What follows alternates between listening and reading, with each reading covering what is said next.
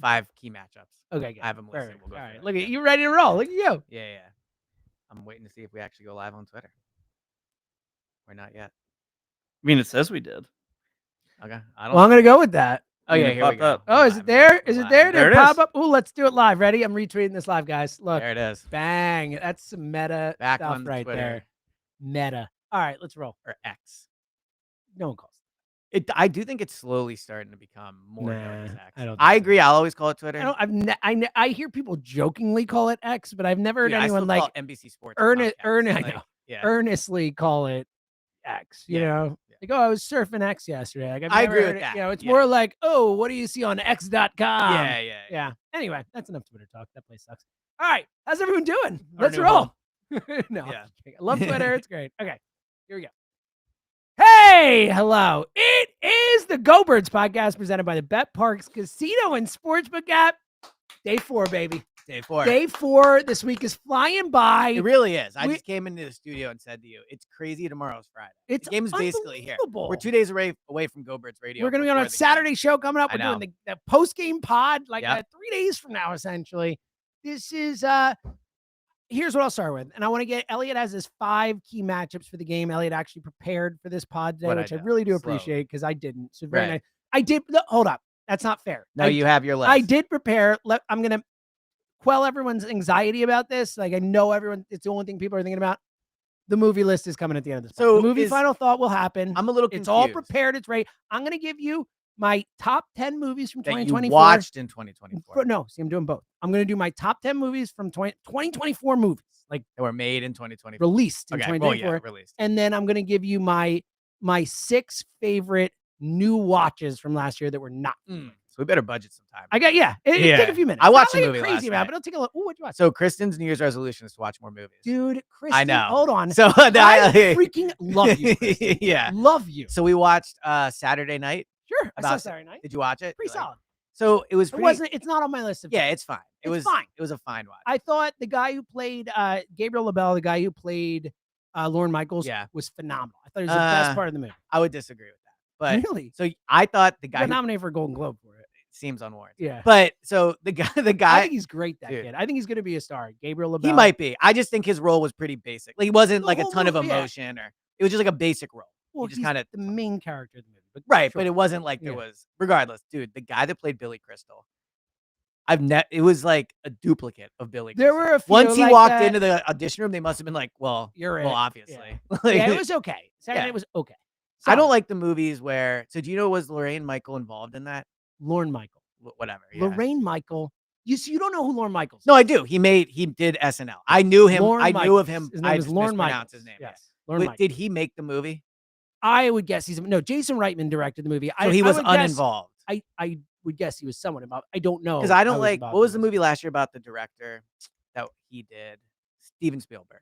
The Fableman. Yes. But he did that about his life. But it was about his life. No, I know. I don't like that. I know you said that. Yeah. And so I was watching. One of the more ridiculous things. But I was watching the movie all through art that. comes from life, from experience, from whatever. Right, but it's just and a then bias. When someone like Steven Spielberg, it's not a bias. He's telling you a story of his life. Yeah, it's his version.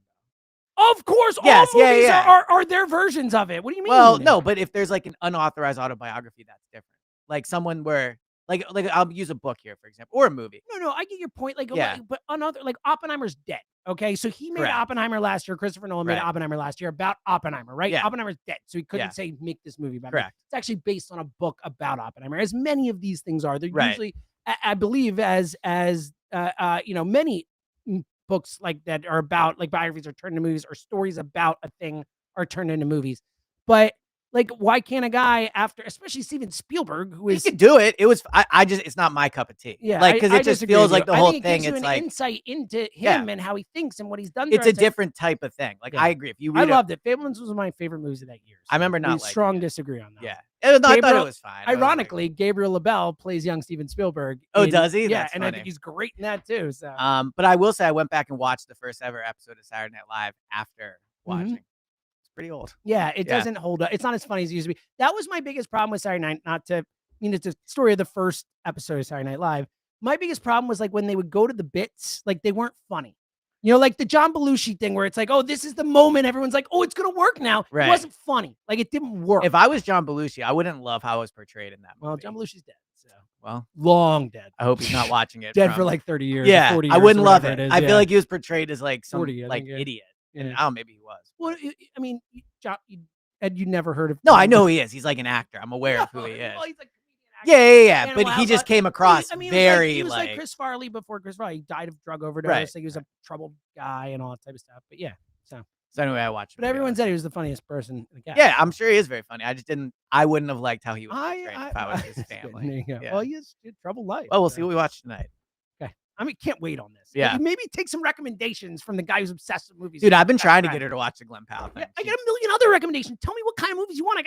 I'm giving you a list of like 20 movies today. We have an episode of 1,000-Pound Sisters to catch up on. So I don't know if tonight will be. Let's talk Eagles. Yeah. Quickly before we get to your keys, something that's come up on the radio today, and I wanted to address quickly is the overconfidence thing with the fan base. First and foremost, just because a fan base is overconfident, I don't think that means anything for the team. I know we do the whole and it is, I can't help it be like, oh, one of the things that makes you nervous is how confident everyone is. Right. Like the fan base can do whatever they want. Like the team, it's a question of if the team is going in and taking the Packers seriously, which I assume they are. Yes. You would guess they are.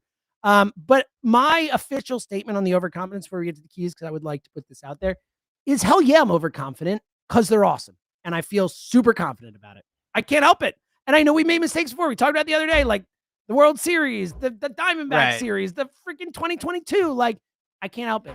So I think they're going to win. I think they're awesome. I think that's valid. I mean, it's kind of what we talked about yesterday. A little bit. But I think it's perfectly rational to be super confident about this team. Does that mean they'll definitely win? Of course not. It's one game. Anything could happen, right? You have at the end of the first quarter, it could be like, these guys are hurt. They're down 10-0. Like, that's well, of course. Yeah. Right. But like, I think if you just look at this game rationally, you should feel confident. All right. Let's get to your keys. Because go ahead. So I do want to start with one thing, actually. Okay. I'm like, I think we started with 6 things already. Which I know. Is good. I'm a little nervous about the AJ Brown. Oh, no. So, about what with AJ Brown? About his injury. So I don't even know that AJ Brown's injured. What happened? Whoa, so hold on. So what's going on? Okay, so he's being listed on the injury report since last week with a knee/rest. And if you remember, he had that weird knee thing, and a few days later he came. No. That's way earlier in the year. Oh, I do remember. Yeah. So and then he said a few days later his knee started to hurt, right? And like that's why, whatever. So yesterday during practice, my eyes were locked in on Jalen. I did a WIP hit during practice, so I missed this. Shout out to Tim McManus, the great Tim McManus. Love, one of the nicest people you'll ever meet. Love Tim McManus. Awesome at his job. Yeah, and awesome at his job. Yeah. He noticed that AJ left practice with a trainer at the beginning of practice. Oh, God. And came in. And so in the same tweet, he said he was told that was always part of the plan. So AJ was listed as limited on practice yesterday. Assuming he didn't return to practice, I was out at practice for longer than AJ was then, and I was out there for like 6 minutes. So limited means, like, in my opinion, if he left when Tim's really practice. He did not really practice, right? And so there is a portion that is blocked from you guys. Like he could have come back the after majority that, theoretically. Yes. But the insinuation in the tweet was that he did. He did it. Okay. That's right. So I haven't been there today. I have no new information on it. But didn't practice all last week, which at the time you're like, whatever, no big deal. Listed with a knee injury, listed with limited, left within the first 10 minutes of practice. And then he never normally talks on Wednesdays, but he did like leave the locker room right away yesterday. So to be clear, I think he's going to play, but my antenna is up on the AJ Brown. I don't like any situation. of this. I don't even want to. I think he'll play. I don't want to entertain this. Yeah, him leaving practice with a trainer that early and then it always being part of the plan. Like my antennas are. Your antenna has been pretty good with stuff. I think again he'll play, but I think he's dealing with a knee injury. Okay. Like, all right. Well, and we'll see what he does today. I'll be curious. Say that's good to know. Not, and I don't no, it's not. Yeah, and I don't appreciate it. I was when I saw the tweet from Tim. I'll give you a key to the game. Don't tell me that AJ Brown's hurt. Oh, he is one of my keys. Yeah. But just like that's really early to leave practice. I got it. What was the plan? To go out there for 3 minutes and leave? Like, what do you make of flipping it around? And that is concerning. And we'll see how practice is today. I think that'll be a really important part of tomorrow's pod before we get to the bet parks. Was AJ out there? And obviously Jalen, we didn't mention, but did practice yesterday. It's funny how anticlimactic. Everyone knows he was just out there, the no sleeves, the whole thing. He's fine. So Jalen's gonna play. So and also didn't look like he had a anything on his finger. Which is nice. He had a left glove hand, the on, broken but thing. it didn't look like he had a one question about the Packers. I'm gonna get to the keys of the game because the Packers was interesting too with the Love thing, and I know after the game he said he'd play. Yeah, well, he used an interesting word yesterday. Yeah, right. Like, and the fact that they allowed the reporters to watch stretching, they normally allow the reporters to watch part of practice. Shut it down. I didn't know That's this. what a Packers reporter tweeted. They didn't get to watch a normal portion of practice that they do. Interesting. And what to your point? He said he's hopeful he'll play. Yeah. Just another interesting word. It's just weird, and it's one of those things where, look, I think to your point about where you're like, I think AJ will play. It's just something to be aware of. I think Jordan Love will play, but this is the kind of injury, and we've talked about it all week on the station. Richie's talked about it. We had the Novacare doctor on to talk about it. All that stuff where. Like, it is a tricky thing with that ulnar nerve. Like Ben Davis talked about it today. He's like, after Tommy John surgery, he's like, when I had to get Tommy John, he's like, my fingers were just numb. He's like, I couldn't feel anything. Right. And that is the same nerve, the ulnar collateral ligament, that whole thing there. Dr. Seltzer. That's right. Yeah. You know me. I'm not a doctor. I just play one on the Go Birds podcast. Exactly. It is something where, the feeling in the hand, the grip in a freezing cold day outside. Yeah. Like, I think Love will play. But I do think there is the possibility that he doesn't. And I do think there is the possibility that the numbness in his hand really does factor into this game. So my guy, Maniac Malloy. Shout out. Shout out Maniac. Shout out to Bet Parks. Texted me yesterday, and this leads in well is to this. Maniac on his driver's license? I would assume. It's just Maniac. I assumed. Whenever I introduce him in the rare times I have, but I've been like, oh, Maniac Malloy. Yeah. This is who he is. Strong work. Had a cheesesteak hat on during the videos yesterday. So Ava had one of those on today. Gotta love the work by Ava. Wacky. Yeah. It's wacky. It's wacky. It's like, oh, you got cheeseheads. Well, guess what? Yeah, exactly. Yeah, exactly. But he brought up a point yesterday. Would you be a little nervous if it was Malik Willis? A little like no. Okay. I honestly, if it's Malik Willis, I'm going to pick the Eagles to win by 30. Okay. I think Malik Willis is, despite what Jack Fritz says, I know, incredibly limited as a quarterback. I agree. Yeah, I agree. And I do think like the Packers are going to have to play above their head and the Eagles below for the Packers to win the game. Malik Willis would probably have to play the best game of his career, without a doubt, of his like football life to be complete. Where do you go to school? Like Liberty or something? Liberty. Like, yeah, exactly right. He would have to play the best he's ever played. My only worry there would be maybe mixing it up. It's different, I guess, but it wouldn't worry me at all. Yeah, well, I get it. I just wouldn't worry. So Nick Sirianni's brought this line up a bunch. Whenever Nick likes a line, he brings it up. Oh yeah, he'll hammer it. So I guess Lane Johnson, I wasn't here for him saying it, said something like, "We have more to play for this postseason because we're playing for each other." And Nick it's a great quote. It is a great. Well, and also I do think that we've seen this year, and I think it's a credit to Nick, and it's something that a lot of football players have talked about. Is like when you hear guys parroting the coaches' things. Like I think we've heard that a lot this year. I feel like throughout the year, guys have kept saying Nickisms. Yep, I agree with that. And Jalen-isms. But Nickisms. And it feels like Jalen hasn't been as many Jalen-isms this year. But to where I was going with this is the sense I get, and I've only been in the locker room one day this week, I'll have a better sense at the end of the week.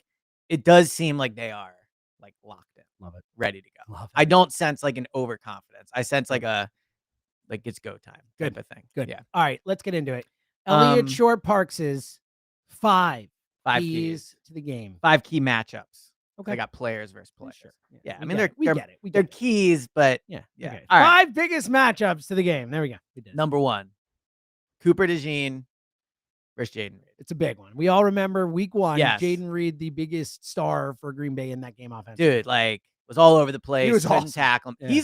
I will say my biggest takeaway from watching the Packers is Jaden Reed is awesome. He is. They just don't use him right. I feel which is great. Right? Do you agree with that though? I feel like there is so much left on the field with Jaden Reed when I watch it. Well, what's also he is clearly, other than Josh Jacobs, he is their scariest offensive player without a doubt. Yeah, and honestly, I'm almost as afraid of him as I am Josh Jacobs. I think Josh Jacobs is a better player. Yeah, but Jaden Reed can get bigger chunk plays too. Now they don't throw to him a ton down the field. I think where he really like gadgety type stuff, and I think that's where Cooper. So I actually asked Cooper DeJean to lock him yesterday, like, what does he notice about Jaden Reed? And what he brought up was like it's a lot of like pre-snap motion, moving around, and it reminds me a lot of remember that 4th and 1 play against Jamar Chase that Cooper made earlier this year. Yeah, sure. Where he like huge he mirrors him the whole way, and then he follows so. I think Cooper is well set up to cover Jaden Reed. Now, one caveat I'll give with this: so once you lose Christian Watson, they lose their big play impact, and which is really big. Offense. Love pushes the ball down the field more than any other. And I think he throws a nice deep ball. His accuracy isn't consistent, but when he throws it well. And Watson just stretches everything for them. But Romeo Doubs, I'm not super concerned about.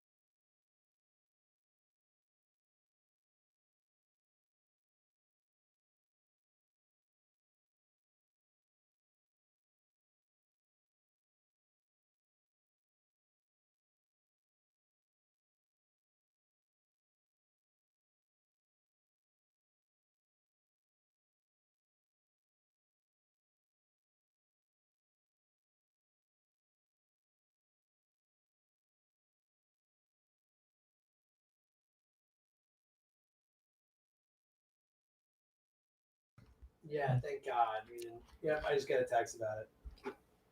Yeah, same. Let me try 1 second.